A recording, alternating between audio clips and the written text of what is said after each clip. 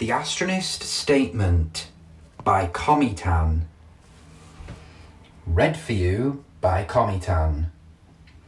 The Astronist Statement on the Situation of the Human Species.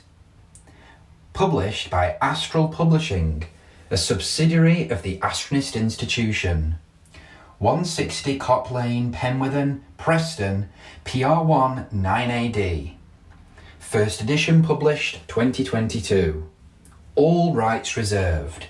No part of this publication may be reproduced, stored in a retrieval system, or transmitted in any form or by any means without the prior permission granted by the Astronist Institution, either in written or digital formal consent.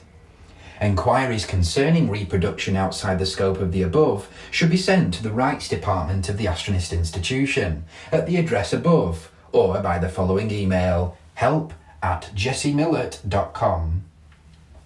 Contents. Introduction, page 4. Number 1. Human Struggle of Limitation, page 6. Number 2. On the State of Humankind, page 15. Number 3. The Scope of Humanity, page 25. Number 4. The Astronist Vision, page 28. Number 6. Number 5. Our Path to Transcension, page 32. And number 6. The Promise of Ultimation, page 40. Introduction. The cosmic destiny of humanity is clear, no matter how hard forces try to steer us away and cloud our vision from our true purpose. The grand narrative of the transcension has existed as the undercurrent of all human history. The Astronist Statement acts as the manifesto to the Astronist philosophy and religion, for which the sole proprietor is the Astronist Institution founded by Cometan. It epitomizes a view of the world and of the human condition from an Astronist perspective.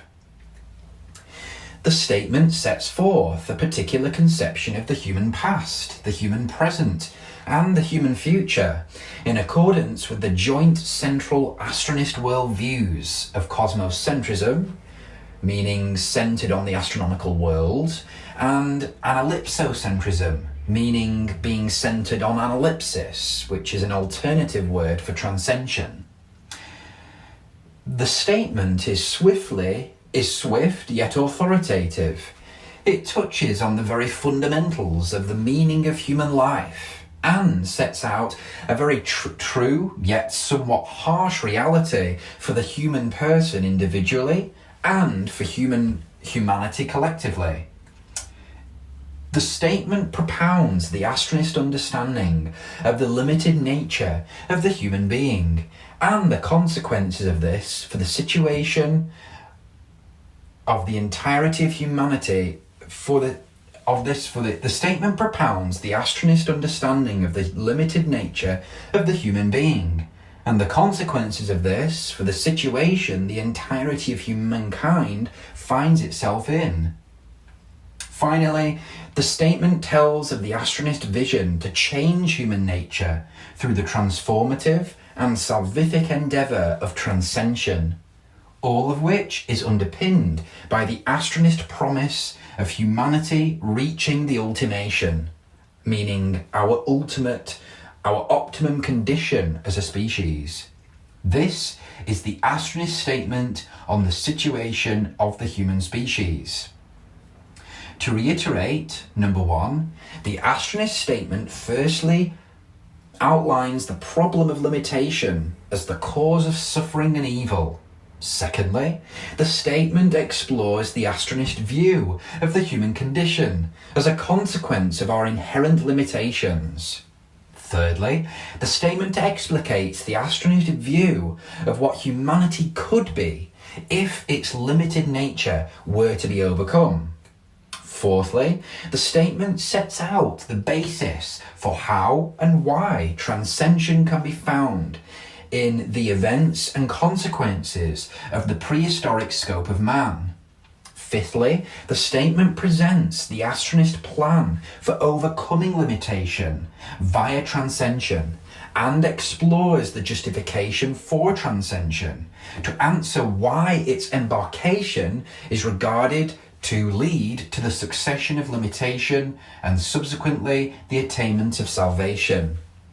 In the sixth and final chapter, the statement explores why the ultimation is the fundamental promise of the Astronist religion and how humanity's attainment of the ultimation will lead to the complete resolution of the problem of limitation by transforming human nature from limitedness to limitlessness and thus bringing to fruition the destiny of the human species.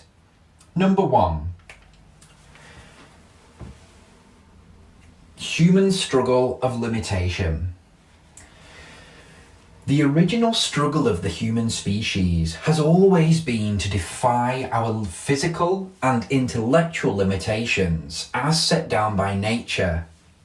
This struggle is reflected in human religious belief, in our attempts to push the boundaries of our own mental and physical states, and in the human creation of technology as tools to overcome our limitations.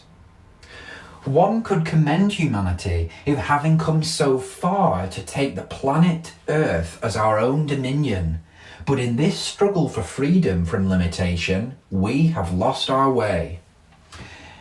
In our realization of the finiteness of resources, we have turned on each other, and we have even turned on Earth itself, taking all we can for our own tribes, and becoming less and less rational as our resources dwindle. This is the future that awaits us if we continue our degradation. We are heading to disaster and the extinction of our species under the banners of disbelief, sectarianism and power. I, Cometan, have observed this state of the human situation since I was born, only a relatively short time ago, and what I see is a need for change, a new plan, one that sets out an endeavour for humanity to alleviate its limitation as the central worthy purpose of our species. And so, Astronism was born. It is the definitive struggle of the Astronist to end human limitation by planning and completing the process of transcension. It is the central Astronist conviction that, if executed as prescribed, transcension will extinguish all our limitations and will thereby end our endurance of evil and suffering once and for all. The Astronist person rightly sees limitation as the underlying cause of all suffering and evil among not just the human species, but every other species in our limited cosmic existence. However, the Astronist person also rightly sees that the human species holds a distinct quality that separates us from all other species on Earth. We hold the opportunity, by way of our sapience, to alleviate our limitations in ways that other species simply have not evolved to have the intelligence to do. The Astronist person further rightly seeks to alleviate themselves and others from limitation by encouraging our collective proximation to the highest place physically accessible to us all. That is, of course, the astronomical world. The Astronist person then rightly selects outer space as the setting for the most sacred endeavour of all, that is, the enterprise of transcension. It is the myriad opportunities that emanate from the astronomical world for humans to alleviate our natural limitations that constitutes the equation of transcension with humanity's salvation, and thereby the gradual extinguishment of all suffering and evil. There are many stories in this world now, and there have been many stories since humanity began. But I prophesy that the greatest of all these stories is yet to be completely told. This, of course, is the grand story of transcension. The story of transcension is the constant offensive between the natural world and human attempts to supersede its laws. It is nature that presses down its laws onto us, and it is the human predisposition to want to release ourselves from such natural shackles. There have been many wars fought in this world, but the greatest of all these wars is the one fought between humanity and our own natural limitations. Nature adjudicates what humankind can and can't do, and humans attempt to defy these laws, creating all the time devices, concepts, fictional heroes, and even gods of all kinds to remedy the human dissatisfaction with our natural, limited reality. Astronism could itself be viewed as a kind of mechanism devised to treat human discontent with the natural situation in which we find ourselves. The Astronist way is specifically to establish the transcensional endeavour to overcome the problem of human limitation once and for all, in a way that no other religion or philosophy has managed to achieve. The Christian sees the greatest battle as the one waged between God and Satan, as metaphors for good and evil. The Marxist sees the greatest battle as the one waged between the oppressed and the oppressor. The Buddhist sees the greatest battle as the one waged between humanity and our suffering.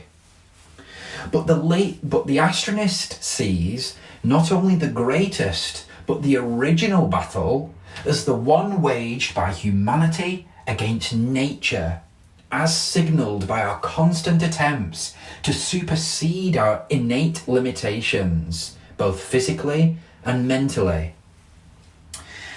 The Buddhist is half right and noble in their endeavour to see an end to suffering, but the Astronist sees it wholly right that suffering is merely one symptom of the ultimate problem, which is indeed limitation itself, as the fundamental current of the natural world and of cosmic reality. Now let me explain where this tendency of humanity to challenge our limitations arises. I will tell you that it holds roots in our sapience. Look around. You do not see any other species on Earth attempt to supersede their limitations as humans do. Lions, tigers, elephants, sharks, whatever the species, it is not that they accept their natural limitations. It is that they do not possess the intelligence to question their limitations. But indeed, humans do, don't we? We all possess, albeit to widely varying degrees, an innate predisposition to question, and there is no greater quandary as to why we have come to evolve on this planet the way we have, inherently bound by limitations from which we are still unable to escape. This points to the most fascinating and most crucial part of human nature from the Astronist perspective, and indeed one of the most principal topics explored in Astronist philosophy. Both our human capacity to question our limitations and the potential we have as a species to cultivate ourselves so that we may one day surpass them. In Astronism, it is taught that human sapience, namely our intelligent capacity to question and then to seek to surpass our natural limitations, is intertwined with the grand narrative of transcension and holds roots in the prehistoric event of the scope of man, addressed in Chapter 3. You may question this limited reality that I myself observe. Well, let me point out some limitations you have. You are sat reading this work, for which I am thankful, but why can't you be reading this work and also doing 5 other jobs at the same time? That is because your brain, despite it being the most complex system in the cosmos, has a finite capacity to take in and process information. But for utility's sake, wouldn't it be much more productive use of your time, your limited time on this planet, if you could do 5 things at once? In this, we come to one of the greatest cosmic limitations of all, time. You have a finite amount of time on this earth. You do not know how many years you may have here to do all you desire, but you know for certain that your time alive will come to an end. Endings, whether this pertains to the ending of an event, or the ending of an object, or the ending of a person, are a product of the natural limitation of the cosmos, established through the fact that time itself exists. For if time did not exist, then our nature would become unlimited, for we would not be limited in how much time we had to achieve our objectives. But of course, then we come to the peculiar question: would the removal of time fundamentally make redundant the objectives we hold dearest to us?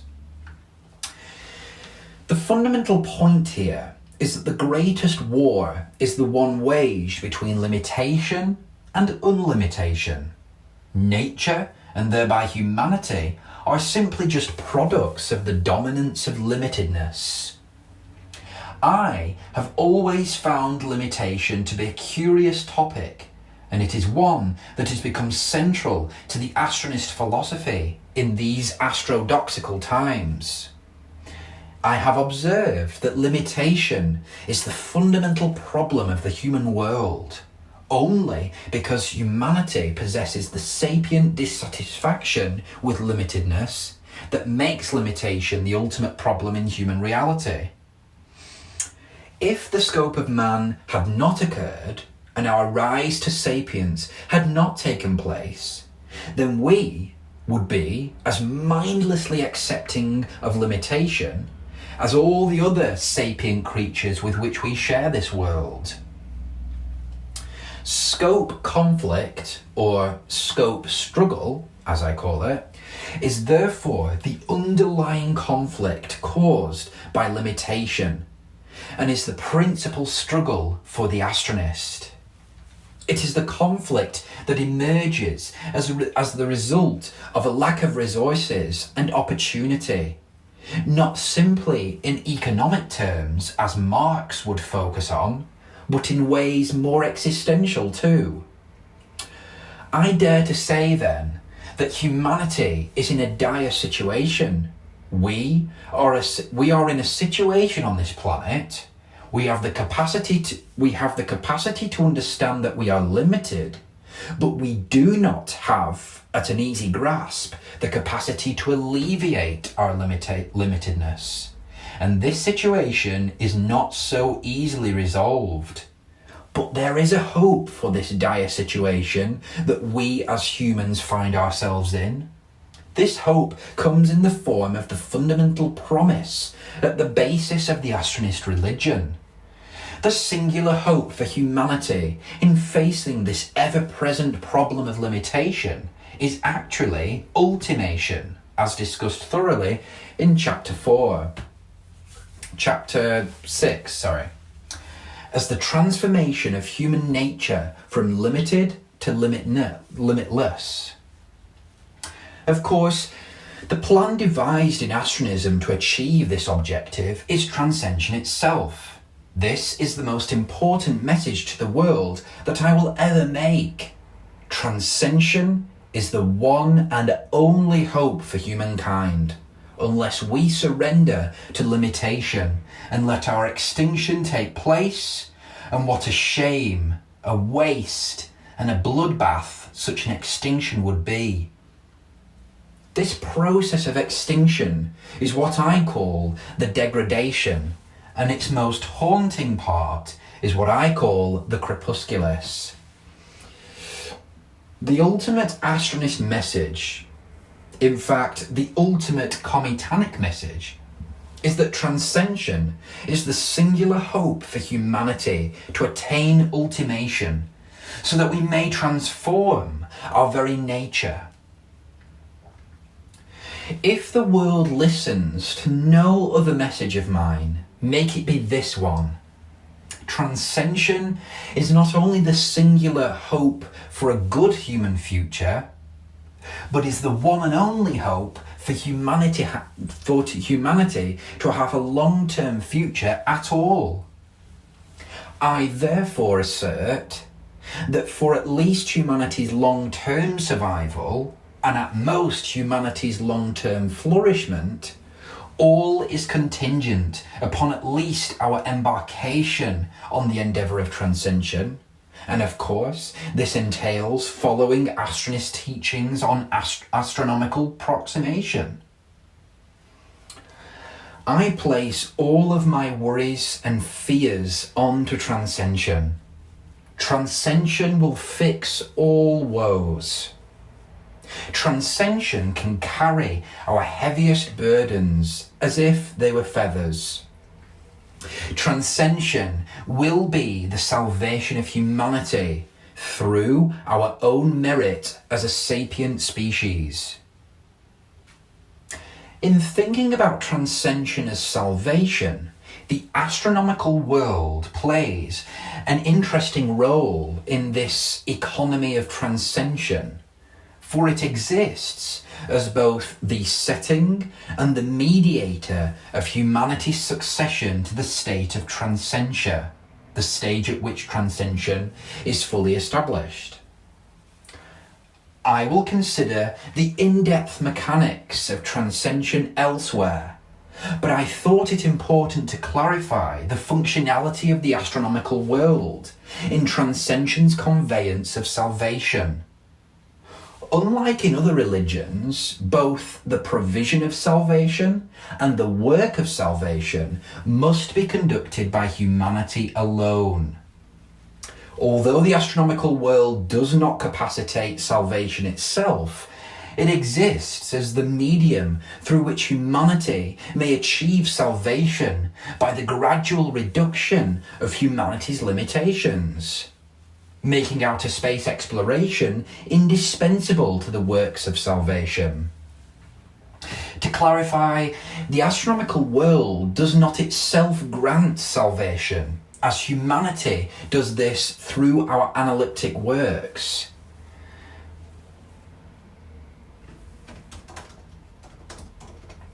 But the astronomical world necessitates salvation by acting as the medium through which the transcensional process must take place. Human history on Earth has always been a struggle of limitation. All that exists around us and within us is limited by its very core nature. It is the purpose of Astronism to understand the limited nature of the external environment and the limited nature of both our external physical capacity and our internal conscious capacity as human beings. Because in Astronism the world's problems are intertwined with limitation, the Astronist sees it as the most important philosophical endeavour to understand the human relationship with limitation, and especially how we deal with this. Despite significant variance among the human population in terms of our material, physical, and mental limitations, the overall problem of limitation is a fact of our existence that nobody can hope to completely escape without the precise execution of the most grand of schemes, which is indeed transcension, as Astronism outlines it. People commit acts of evil, not in the name of limitation, but as a result of limitation. Indeed, all evil and all suffering in this world, and in all others, can be exposed as a consequence of the limited nature of cosmic reality. And so, human beings have always suffered from this limited reality. Limitation pervades every aspect of our existence. And so, to overcome the problem of limitation, as Astronism seeks to achieve, actually entails overcoming our own limited nature. The problem of limitation is the scarcity of resources. The problem of limitation is the scarcity of knowledge. The problem of limitation is the scarcity of our physical body. The problem of limitation is the entrapment of humanity upon this singular planet. The problem of limitation is the tendency of the human mind to taper, and so we are limited in ourselves because we do not think cosmocentrically.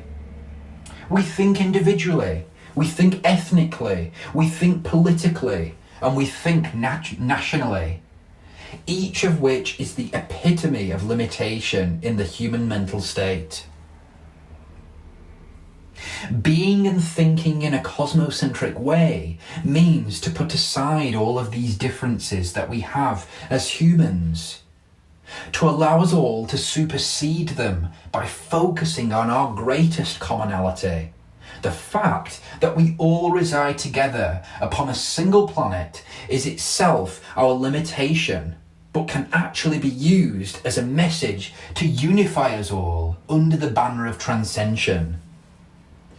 Our vulnerability and our unity are both highlighted in this one fact about our cosmic limited existence.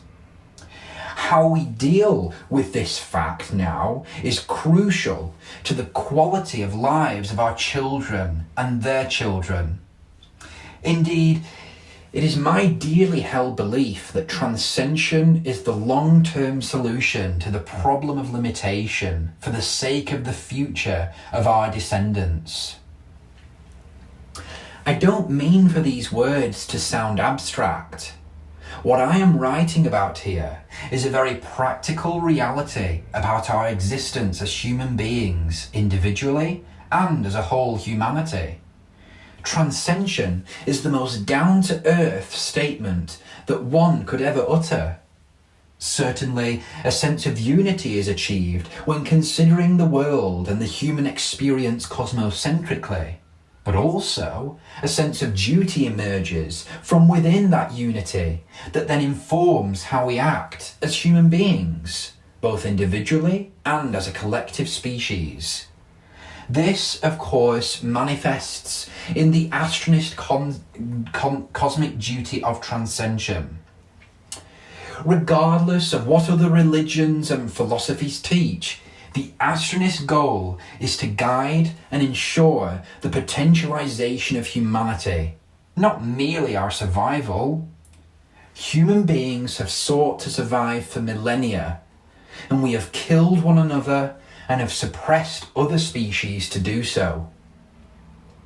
Despite trivial arguments for space exploration being to ensure the survival or economic prosperity of humankind, what transcension embodies is the satisfaction of humankind in terms of bringing ourselves as a species as a whole to fruition.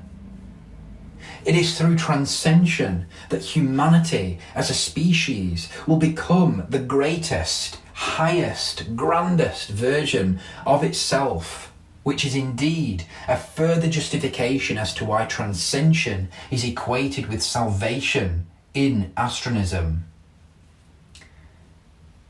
Completing transcension is the objective and whole purpose of Astronism. It is for this reason that questions regarding how, why, when, and who will prepare, conduct, and benefit from the transcensional endeavour are of all principal concern to Astronist philosophy. Astronism establishes its doctrines around transcension, and this is what we, as Astronists, should put our faith and hope into. To reassert the promise of transcension, and by extension, the promise of ultimation, will bring about the reward of the transformation of the human condition from limitedness to limitlessness, which will in turn extinguish all human suffering and evil, and will thereby allow for humanity to achieve salvation as the foundation of the astrosoteriology. Chapter 2, on the state of humankind. In considering the state of humankind, the first item to reiterate is the innate limitation imposed upon all humanity, no matter how rich you are, no matter how attractive, intelligent, or any other measure of character and quality that one excels in. Every single human being in the present age is bound to Earth, and even those aboard orbiting space stations rely upon communications and deliveries from Earth to sustain their existence. The fact of the matter of humanity is that we are essentially, though not hopelessly, physically limited. This is the fact of reality that no human being can yet overcome or debate as otherwise. The physical limitation of humankind does impact, though not entirely, this physical limitation of humankind does impact, though does not entirely stagnate, the mental capacities of human beings. What I mean by this is that because we as humans are bound to Earth, and are more often than not bound to specific locales within countries on Earth, it takes no genius to comprehend that our imagination, and thereby our whole mental capabilities, will be confined by these physical circumstances we find ourselves in.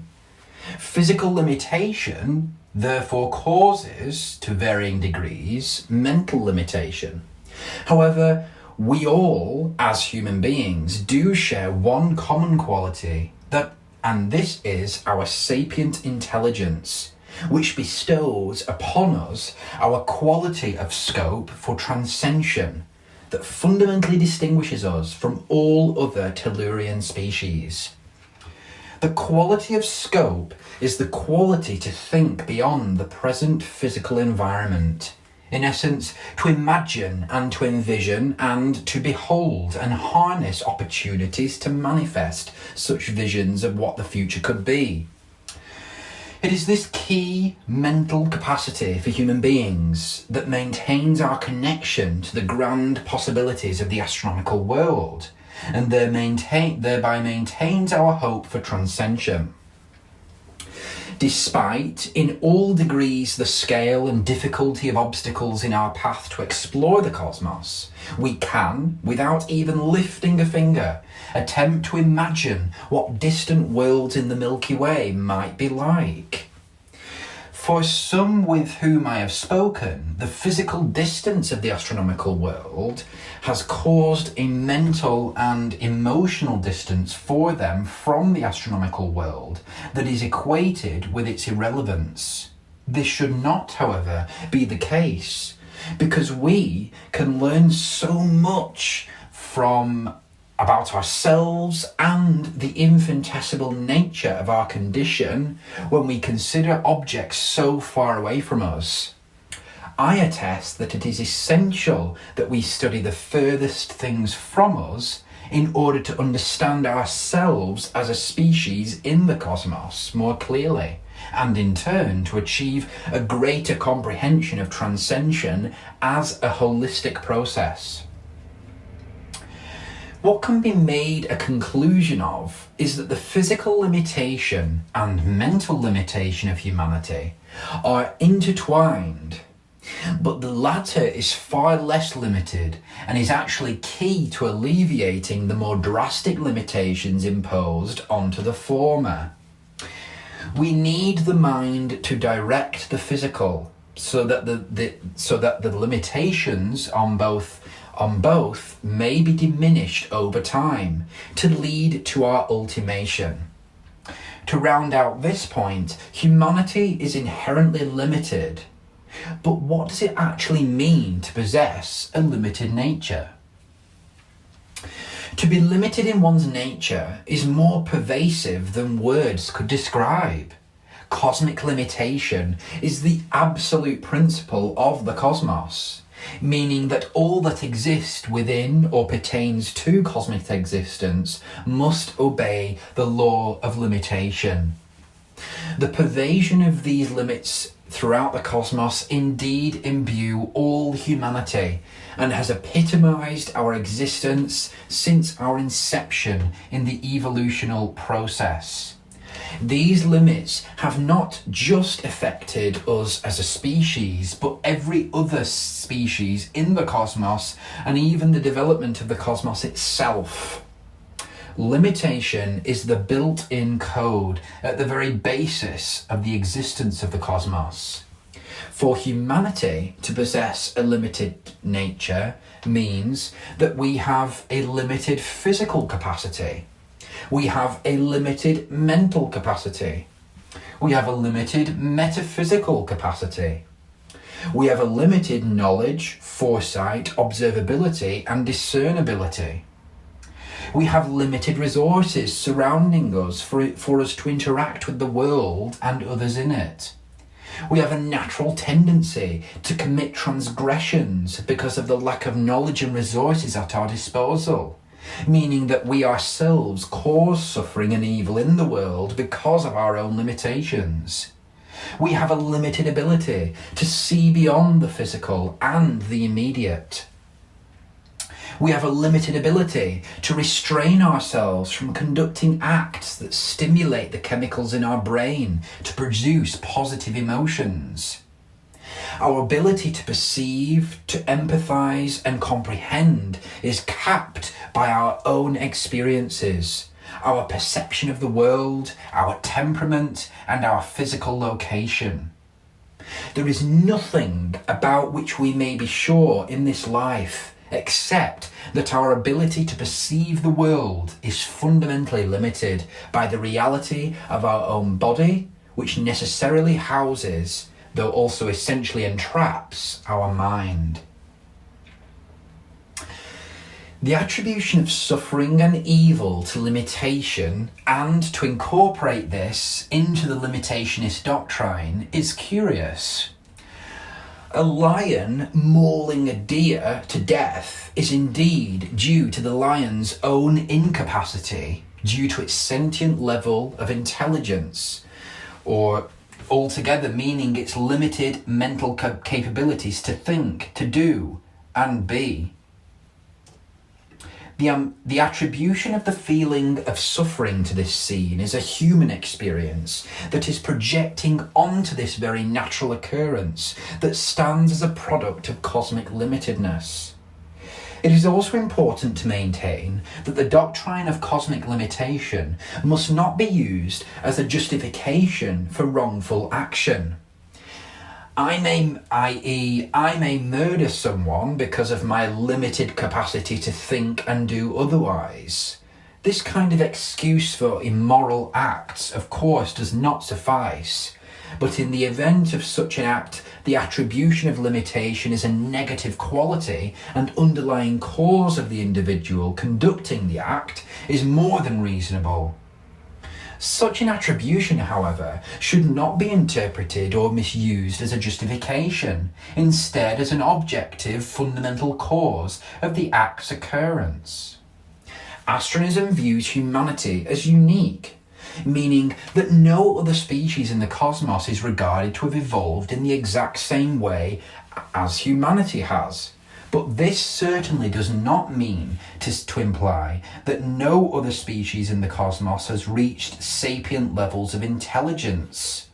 In fact, the opposite is true in Astronist belief.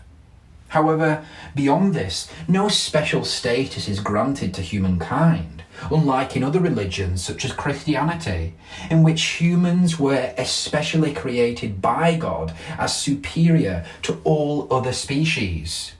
In Astronism, humanity is regarded as important to humanity alone. This resistance to attaching any further significance to the human species is in part due to the cosmocentricity of Astronism, as well as the analipsocentric character of its doctrines. Cosmocentrically, humans are just one species on a single planet in the vastness of the cosmos, which is regarded to harbour a relative abundance of life. Therefore, in a geographic sense, humanity is no more important than any other sapient species in the cosmos.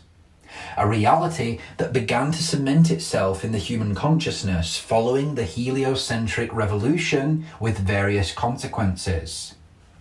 Analipsocentrically, humans as a sapient species are merely regarded as subjects of transcension, meaning that humanity's relevance is determined by our progress in terms of transcension. Hence, humanity is gifted insofar that we possess sapient intelligence for the purpose of embarking upon transcension.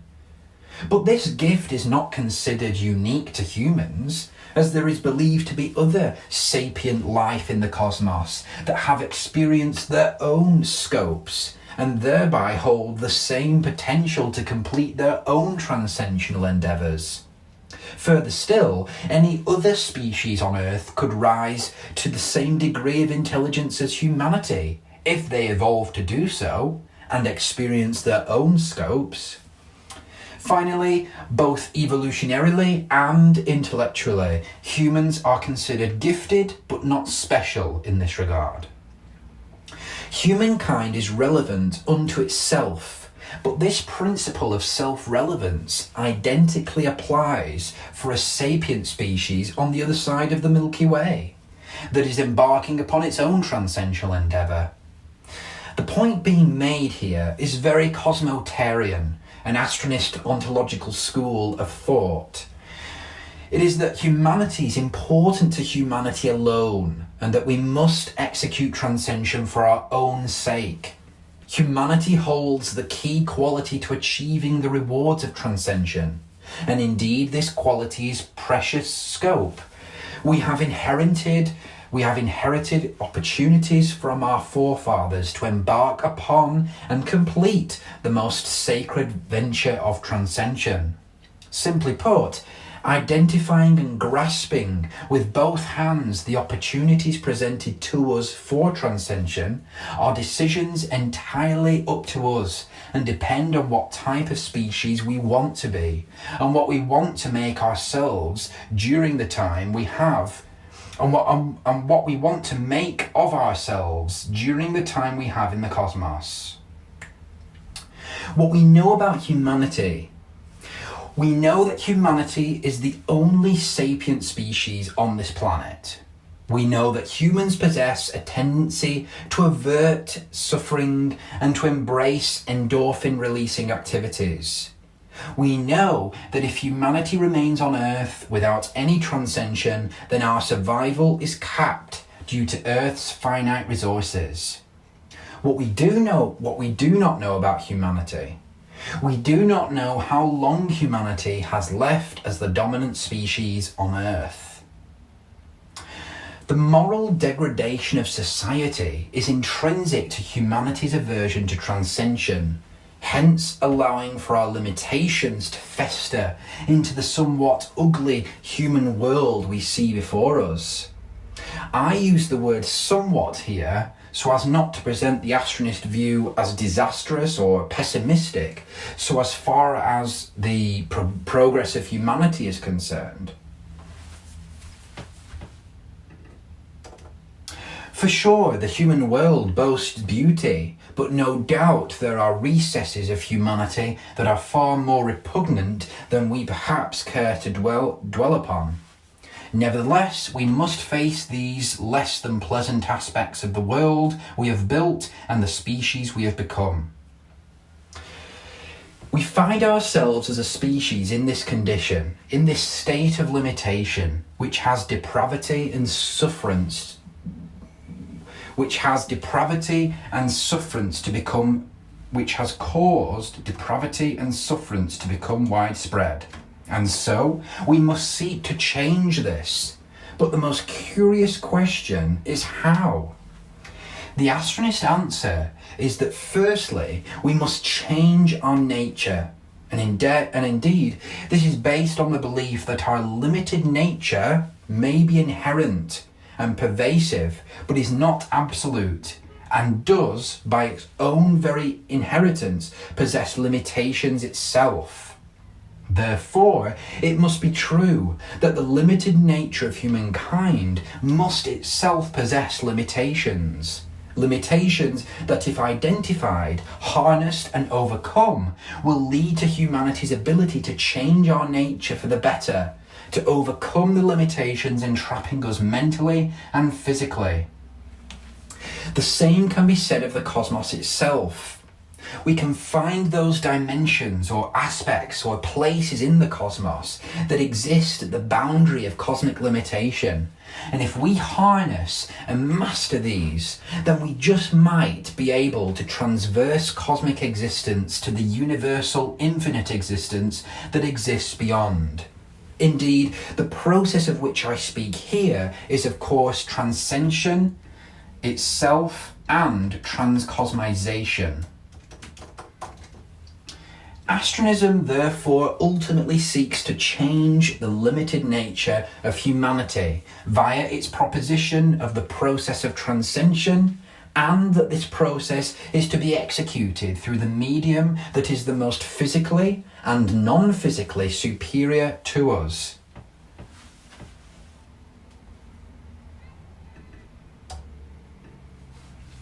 Indeed, this is the astronomical world.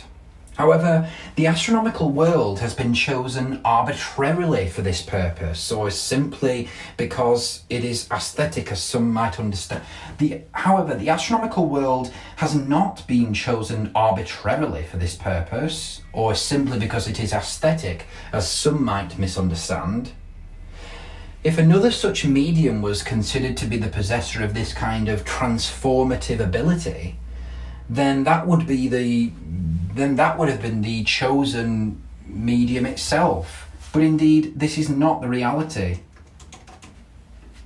The reality is that the astronomical world is and has always remained our view to wider existence beyond the confines of a singular planet, and it is out there among the stars that exists the opportunity for the true path to salvation to be found, and essentially for the transformation of humanity to occur, in which I envision humanity transversing limited existence, limited nature, towards infinite nature.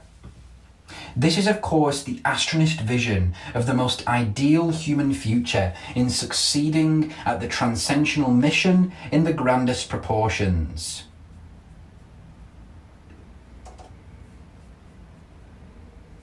Humanity is lost in its united endeavour, and it is the most ultimate duty of all Astronists to rediscover and re-establish that purpose through the reconstructive procedure that transcension essentially is. The elimination of suffering and evil in the human world is ultimately contingent on humanity's embarkation on the journey of transcension. As I see it, the astronomical world is absolutely the only medium through which this greatest of physical and metaphysical endeavours of the human species could take place. In Astronism, a special attribution is made to the astronomical world, that it is the place where the secrets of existence will be revealed to humanity. This is why other religions are not cosmocentric. They do not possess this belief I call diapnetism. The belief that the astronomical world harbours presently undisclosed knowledge about the fate of both humankind, the cosmos, and even God itself. This is a belief that is itself based on the process of transpiration, namely how transcension possesses the exclusive capacity for revelation through the astronomical world, and how revelation is manifested to those who embark upon transcension. Thereby, transpiration is the form of divine and mundane revelation through transcension. Based on this belief, we come to the reality of human experience during transcension, which is a process I like to call the cosmocentric transfiguration. This essentially encompasses the set of progressive states of a species before the full accrescription or changing nature upwards takes place. What I mean by this is that the cosmocentric transfiguration is the sequential changes occurring to humanity during transcension, though still while we remain a limited species.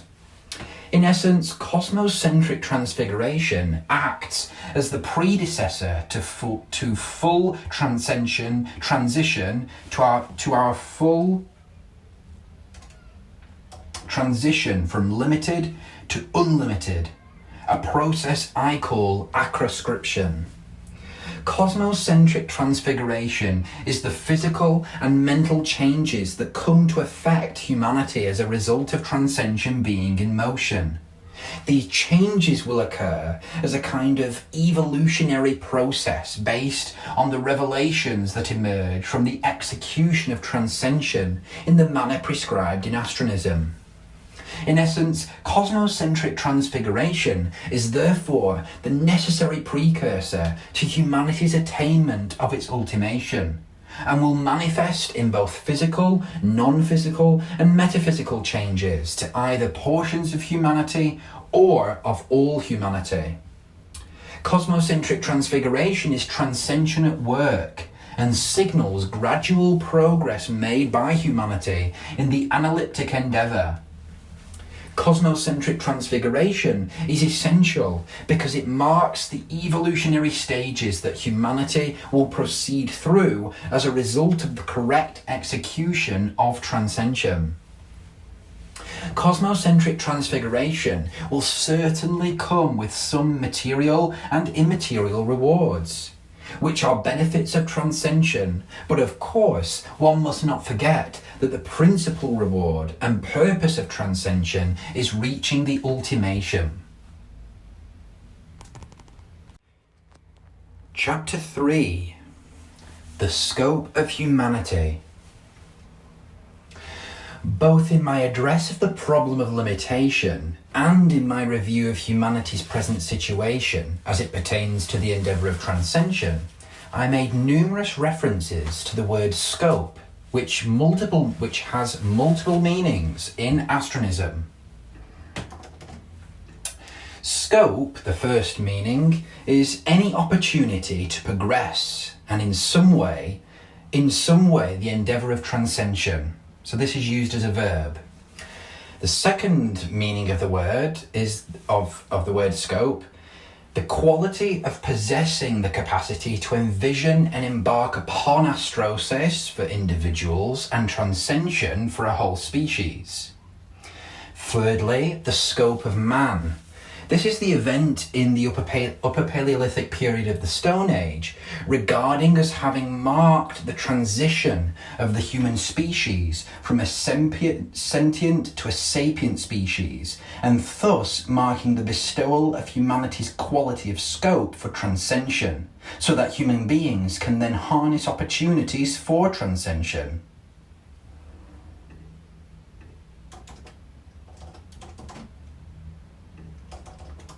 The fourth and final use of the word scope is an event considered as marking the transition of a species from sentient intelligence to sapient intelligence, thus opening up the species to opportunities for transcension.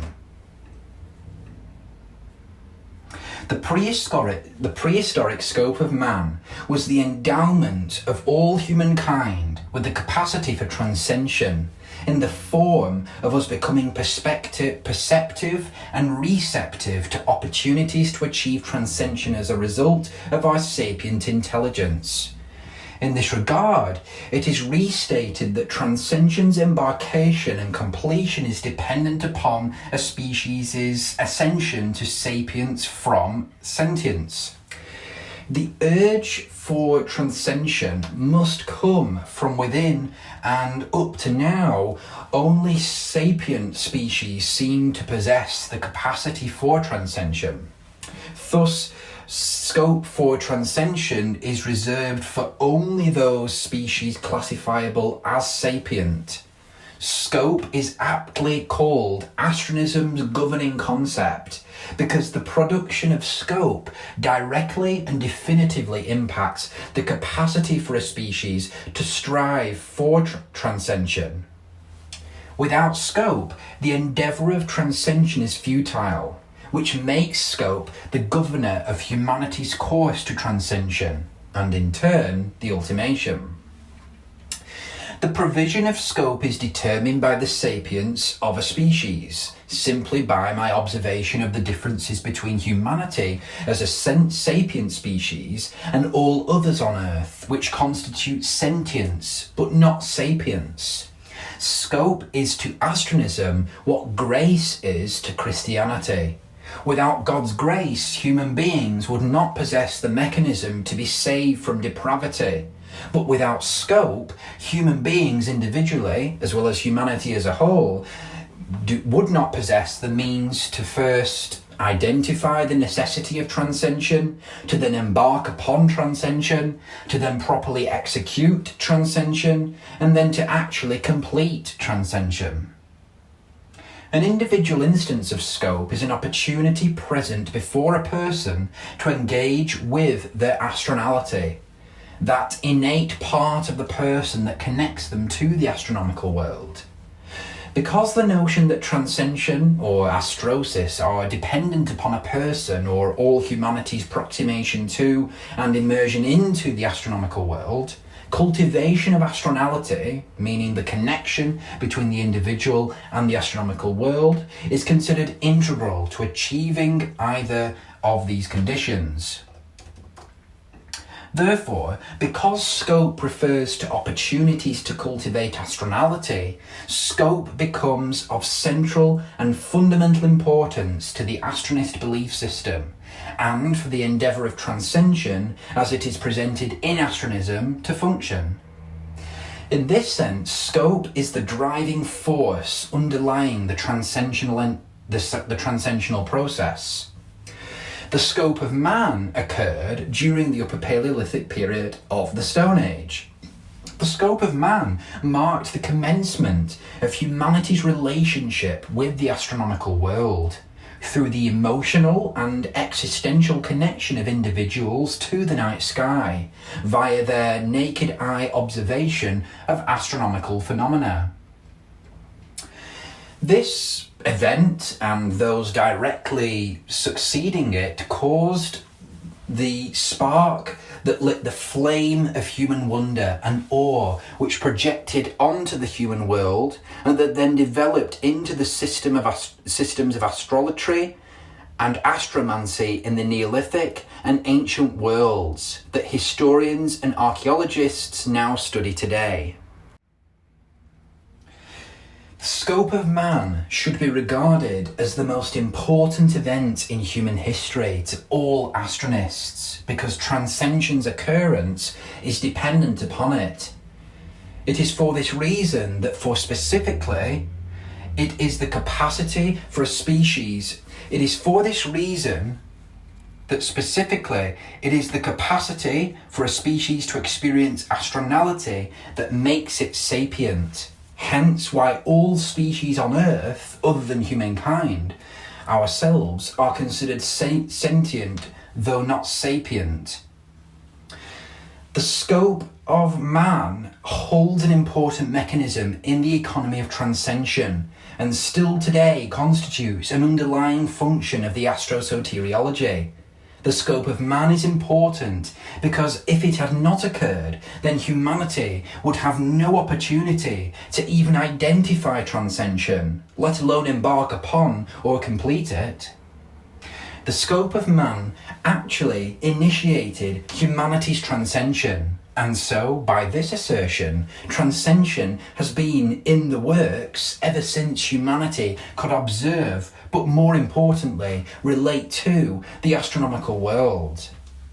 Transcension is therefore a tens of thousands of years long process that therefore significantly precedes Astronism. The purpose of Astronism, however, is to bring this transcensional process to its fruition. Chapter 4. The Astronist Vision. Astronism, like almost all other religions and philosophies, is aspirational. It expounds a set of ideals and objectives that it wills for its followers, and by extension all humanity, to strive towards. Astronism, therefore, is a set of aspirational principles that relate to humanity's interactions with the astronomical world. Some of these aspirations may be short-term and able to be conducted individually, such as thinking cosmocentrically. And by extension, some may even be personal, such as praying to the stars. However, other astronist aspirations are much more long-term in their nature. They are not able to be conducted or otherwise completed by a single individual, despite the necessity for individual contributions to realise those aspirations that are nonetheless ultimately collective. Of course, here I am referring to the endeavour of transcension and its orientation as a long-term aspiration for collective humanity that nevertheless requires individual action and will deposit residual benefits to individuals who contribute to it. The spectre of our own limitation as the precursor to our extinction will forever haunt the human species until it can begin to be remedied by the application of the transcensional process. We must constantly be aware of this threat of limitation and extinction, because it not only acts as a menace in terms of our survival, but to the fulfillment of our cosmic destiny in outer space and as a whole. One person's progress is another person's regression. In order to resolve this ongoing human reality, we need to definitively say what progress means. In doing so, I am not just outlining what progress means for astronists, I'm also outlining what progress objectively means for humanity as a whole, which of course I feel transcension can achieve. Now, hedonists and possibly some humanists would say that whatever brings happiness should be the determiner of progress. The problem with that is that it seems that humans are naturally predisposed to be either indifferent or the problem with that is that it seems that humans are naturally predisposed to be either indifferent or unhappy. A product, I see, of our sapient intelligence. Oftentimes we become unhappy because we have the capacity to imagine beyond our current state, in whatever context you wish to place this, which in turn makes us dissatisfied and ultimately unhappy with our present means or condition. Ultimately, this derives from the cosmic limited reality that there is markedly more suffering in the world than there is pleasure. And so, it makes sense to seek out pleasure and to hold on to and to seek out again whenever it runs its course from a particular external stimuli. However, existing only for the purpose of seeking out pleasure seems defeatist to me. I see suffering as a problem, yes, but I also see it as part of the solution because it holds an immense utility. That is, the utility of endurance. The suffering state can be applied to almost any circumstance and be used to reinforce one's passions, beliefs, and objectives. The embracement of suffering in this way and using it to one's advantage as a means of propelling further is the mechanism that Astronism hopes to achieve in the various stages of transcension. Although transcension will cause even greater suffering for humanity in the short term, the long-term promise of transcension is that humankind will eventually be free of all suffering and evil, as long as transcension is completed. In this regard, transcension is the epitome of the principle, suffer now for the betterment of those ahead. This is why transcension is not hedonistic. It does not seek to reduce suffering by placating whims with pleasure, but instead seeks to solve the problem of suffering by embracing and using to our collective advantage the suffering in the world as a means of eventually eliminating suffering altogether. Hedonism seeks the opposite. Hedonism wishes to avoid actions that might induce suffering, while gravitating only to those which are knowingly pleasurable. Astronism instead embraces the wonder of the unknown and insists that transcension, although itself as a process will be riddled with suffering, the cosmocentric transformation that humanity will undergo as a result of transcension will eliminate suffering altogether. Transcension has been the process underlying humanity's evolution.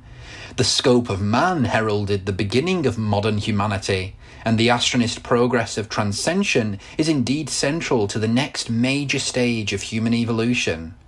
In turn, transcension heralds the Astrocene. Astronist doctrine, as it pertains to transcension, asserts that humanity will gain the qualities required to achieve salvation through transcension. Transcension is an exclusive soteriology, meaning that it is the Astronist conviction that transcension is the only way that humanity could hope to achieve its salvation in disregard or refutation of all other claims to salvation. Astronism presents an aspirational version of the human condition, one idealized by elevating and transcending humankind through the medium of the astronomical world. This process that I call transcension may seem abstract and somewhat distant, or perhaps even irrelevant to some, but that is because one may be focusing too heavily on the collective futurism of transcension.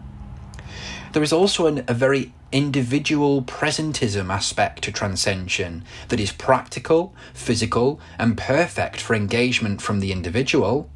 Transcension is therefore broad enough as an ideal to be applied both individually and collectively, as well as unified enough under the banner of the theme of the astronomical world to retain a clear identity with collective purpose.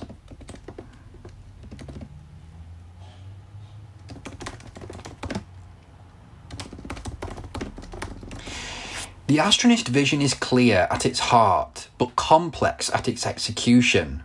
The complexity of the Astronist vision is no issue, for the plan of transcension is sophisticated enough to bring to fruition the Astronist vision. The life of an Astronist is centered on proximation to the astronomical world in every possible way. The Astronist way is cosmocentric. There is an ever-present centrality on the astronomical world. I will now spend chapter 5 of the Astronist Statement justifying why I consider this to be the case, and how I see humanity's ascent to transcension taking place. Chapter 5. Our Path to Transcension. We live in precarious times. A time in which the world is more full of information than ever before. But much of this is noise, whether by intention or not, that distracts us from our primary purpose. We must be mindful of where we place our attention in these times, for our mind's focus is a scarce resource, the misplacement of which towards pursuits that regress transcension discount the abundance of scope that exists all around us. Indeed, One of my greatest nightmares is to contemplate the amount of scope for transcension that has already come and been lost forever due to humanity's persistent disregard for the analytic endeavour. But still, I have pondered myself, and I have been asked by others about the necessity of transcension. Firstly, need transcension occur? And secondly, what needs will transcension fulfill? To clarify, transcension is a serial process that a sapient species may undergo. It involves becoming a spacefaring species and transcending both in mind and in body as a result of the knowledge, experiences, revelations, and evolutionary changes that will take place. These are altogether holistically referred to as immersion into the astronomical world. Transcension is attributed with many rewards and benefits in Astronism, principal among which is the promise of salvation. Space exploration is of course central to the process of transcension, but transcension itself is broader than space exploration alone. Transcension may be understood as a religious space exploration, rather than forms or ventures of space exploration that are devoid of religious or philosophical underpinnings.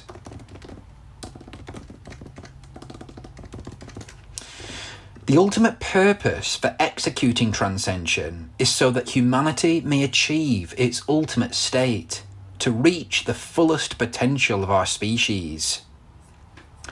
The economy of transcension, or what I sometimes also call the sidereal economy, is the Astronist presentation of a rational management of this process of humanity's transcension. My role in Astronism is to bring about a justification for transcension's salvific capacity in the form of its ability to alleviate and eventually eradicate humanity's limitations, and thereby end all evil and suffering. Some may be confused about what transcension constitutes, perhaps partly due to the terminology and theoretical complexities that surround this central Astronist concept. To simplify, we can break down what transcension means into three categories: its orientation, its nature, and its function. The orientation of transcension is embodied not merely by an upward direction, for this is only ascension. Transcension means to become and go beyond, to reach out into the unknown, to literally become part of that into which one ascends. Transcension is therefore not simply ascension, but places an emphasis on transversing limitations through the medium of the astronomical world. Because the astronomical world is above and beyond us as human beings in every way, we can immerse ourselves into it both physically, non-physically, and metaphysically, so that we, in some senses, can become astral ourselves. Of course, this is the process of astrosis, which literally means unity with the astronomical world. Through this, we can change our nature, which means overcoming our limitations by transversing the physical and non-physical boundaries that our present natural condition has set down. To digress shortly, this reality of the astronomical world touches on one curious aspect about the nature of human limitation. For all human history, the astronomical world has stared down at us as an incessant reminder of our physical limitations. All we may hope to presently interact with the astronomical world at our current stage of transcensional development is through observation, imagination, astral worship, and astral ecstasy.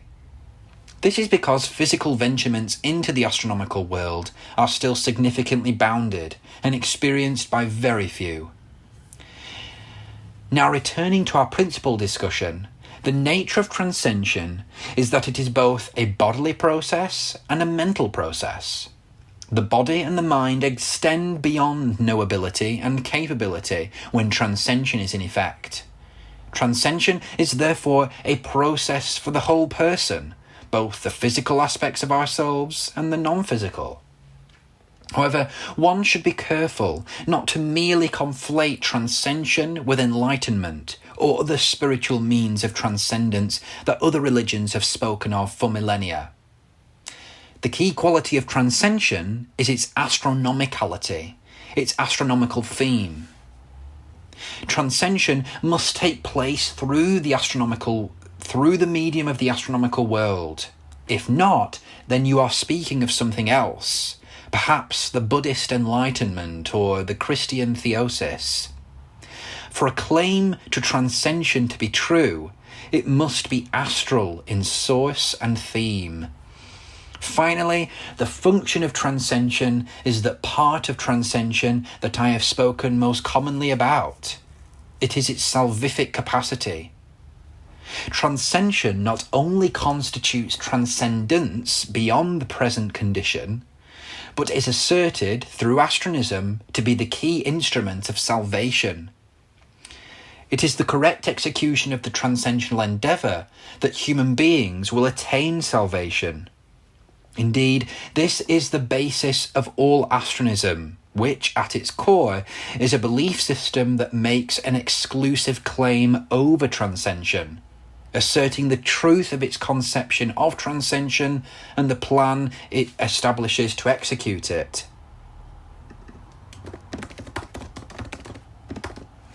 Transcension is therefore, to Astronists, both the path that leads to transcension Transcension is therefore, to Astronists, both the path that leads to salvation as well as the embodiment of salvation itself. Transcension is a transformative process, one that ultimately seeks to change the nature of humanity entirely, not merely to migrate us from one condition to another. Now, just because we as humans have the mental capability for overcoming limitation does not mean that we will use it. In fact, what I perceive as the reality is that the majority of people do not use their mental capabilities to fulfill their potential. Individualism, psychopathy, narcissism are all forms of this lack of use or misuse of mental capability for transcension. These are defects of the human person, all ultimately caused by limitation, no matter the context and no matter the consequence. There has always been something inside me, a feeling that the world is not as it should be. My dissatisfaction with the way humanity is has been the underlying motivator of my founding of Astronism. It is a central quality of an Astronist to possess a feeling of discontentment with the present order of things. The Astronist is the person who comes along to institute a new order, or else I would not have founded Astronism at all. Why else would I give so much of my time, energy, and resources to Astronism if I did not know it were true? The scope that was afforded to me through Astronism, I could not live with myself if I had ignored, yet materialistically, I could have ignored this feeling. I live in a Western power. I am relatively privileged. I was not brought up to believe these Astronist doctrines. I was brought up in a set order to find a job, to raise a family, to buy a house. I have all the material comforts at my fingertips that I could ever dream to possess. To some who think materially, they may wonder how could I have such dissatisfaction with the status quo. I am young, fit, free, intelligent and skilled. Why should I want to spend my youth founding something like Astronism, so abstract and futuristic, and whose prophecies I will myself likely not ever see come to fruition? This is the question of scope. Why do when you need not? This is something we should ask ourselves more often if we wish to understand the nature of scope. We do because we care, and we do because we desire transcension. The transcension that Astronism describes is grand and astronomical and futuristic and in many ways out of present reach. But there are micro-transcensions, or micropes, that exist in all micropsies that exist in all aspects of life and on a daily basis that can be harnessed for the progression of our own personal astroses and for the gradual progression of the astrosis of humanity. Scope for transcension is all around us. It pervades the material and the immaterial worlds. Although ultimately limited, we do not have an abundance of scope, and this is indeed one of the greatest parts of our human sapience, that we have the conferment of scope in abundance to our utility. To go or not to go, that is the question. The question of whether to embark upon the endeavour of transcension, which in turn equates to a pioneering space exploration, is the ultimate question in Astronist philosophy. It is the question of whether to strive for salvation or not, due to the intertwinement of salvation with transcension in Astronism. What do I want you to do as an Astronist? I want you to think and act with the astronomical world, cosmocentric, and transcension, and ellipsocentric, at the forefront. I want you to centre your ideals on the astronomical world. I want you to realise the spirituality and existentiality that comes from the stars, and apply this in your devotional and precatorial, meaning prayer, practices. I want you to adhere to transcensional morals and ethics to reach the condition of astrosis. I want you to contribute to transcension in any way that you can, in accordance with your means and skills. I want you to educate yourself or seek out education on matters pertaining to astronomy and space exploration. What do I want you to do as an astronist? What do I not want you to do as an astronist? I do not want you to act in contrary to analytic morals. I do not want you to engage in activities or follow ideological paths that might avert your attention and dedication away from the transcension. The notion of transcension as suffering has always been central to its discourses. I am a sufferationist. I pile upon myself expectations and goals that most view as impossibilities, but I, with just a spark of hope, continue to perceive as real and possible. However, part and parcel to my embarkation on fulfilling such objectives, I cause myself so much suffering. Some would say this is self-inflicted. This is self-inflicted suffering is unnecessary. Some would say this self-inflicted suffering is unnecessary, but I see things differently, for I see my mental suffering as absolutely essential to the development of my astronist intellect. The word eporenism, meaning from the Greek word epophero, meaning to suffer, is the doctrine of the necessity of suffering and its position as the highest moral good. So, to use this new terminology, I am an eporenist. I see suffering as the essential ingredient to building strong character and endurance. Eporenism is also then one's tendency to embrace suffering, and is thereby the antithesis of hedonism. Suffering will always remain an integral part of the human condition until we relieve our limitations entirely. The elimination of suffering is futile within the limited cosmos, which is why we must leave the cosmos in order to achieve this objective. Transcension is the embodiment of ultimate suffering.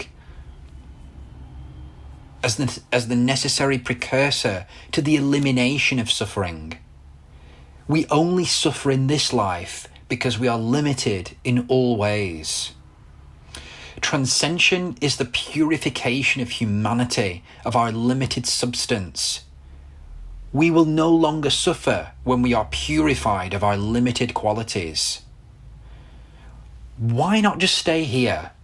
Why not just live with the hand that we've been dealt as a species? Is the suffering and death that is inevitable in the execution of transcension worth the rewards that transcension promises? Why not simply live out our days as a species here on Earth, settled and comfortable, thus confining the astronomical world reminds to our observations and imaginations. Thus confining the astronomical world to our observations and imaginations. Indeed, the hedonist would say, why go and suffer when you can stay and seek out pittances of pleasure? To live is to suffer. So when I speak of existence without suffering, I speak of an existence beyond life itself. It is so true that we need not embark upon transcension. I think there is more out there among the stars than we could possibly hoped to imagine.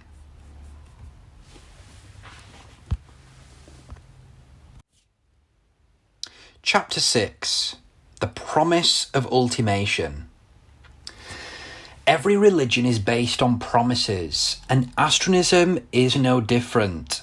This is because religions and philosophies present objectives for humanity, but because these objectives often involve arduous physical and mental journeys, rewards that equate to those journeys must follow. Many religions are associated with transcension. Every religion is based on promises, and Astronism is no different. This is because religions and philosophies present objectives for humanity, but it is because these objectives often involve arduous physical and mental journeys that rewards that equate to those journeys must follow. Many rewards are associated with transcension. These rewards vary in their nature. Some are material, such as resources extracted from comets or other planets. Some are spiritual, in fusion with prismatic energy, for example, while others are existential, for example, the fulfillment of human purpose. Analytic rewards are explored in depth as part of astrodoctical discourses on the subject of transcension, but the foremost of all of them is that of ultimation. Ultimation is a state or condition in which a species has maximized its potential and has reached the optimum form of itself. This is meant in both the physical, material, and non-physical, spiritual and existential dimensions, and is the absolute principle of transcension. That transcension is the only method by which a species can hope to gain the opportunity to reach its ultimation. Here, a distinction must be made in Astronist terminology between ultimation and the ultimation. If ultimation is the optimum condition particular to a species, then the ultimation is the optimum condition that any species could reach. The ultimation in Astronism is perceived to be embodied by the process of transcosmization, which entails the transformation of a species' nature from limited to infinite by transversing the boundary of the cosmos via technological and metaphysical advancements.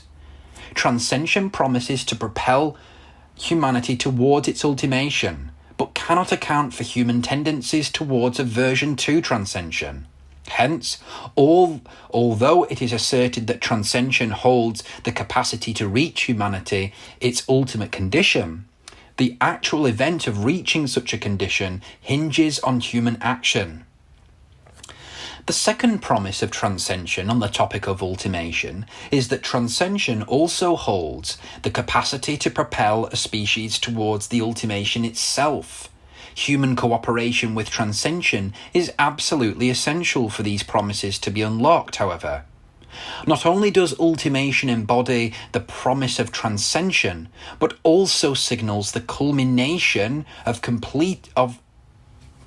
completion of transcension for a particular species. The ultimation of a species is the point at which that species may not maximize its capacities, whether mental or physical, any further. Hence, the ultimation of a species is the culmination of the existence of that species, of which it will become subject afterwards to decline and extinction. In fact, the topic of ultimation actually highlights one very interesting aspect of the purpose of transcension as a whole. Transcension can in fact be interpreted as the journey to determine the human ultimation. This is true because transcension sets forth a certain vision of the human future, leading potentially towards the ultimation itself. Transcension is then the measure of human performance against the immense scale of the future presented. Whether humanity eventually ends up along this scale will in turn reveal the ultimation of humankind. When viewing transcension in this regard, the process of transcension is actually the ultimate test of humankind, a kind of trial that will take place in the arena of the astronomical world. Please visit astronism.com, cometan.org, or www.astronism.org for more information about the Astronist religion. If you have any questions to submit to me, please do so by sending them to the email help, HELP, at Jesse Millett, JESSEMILLETTE.com. Thanks for listening.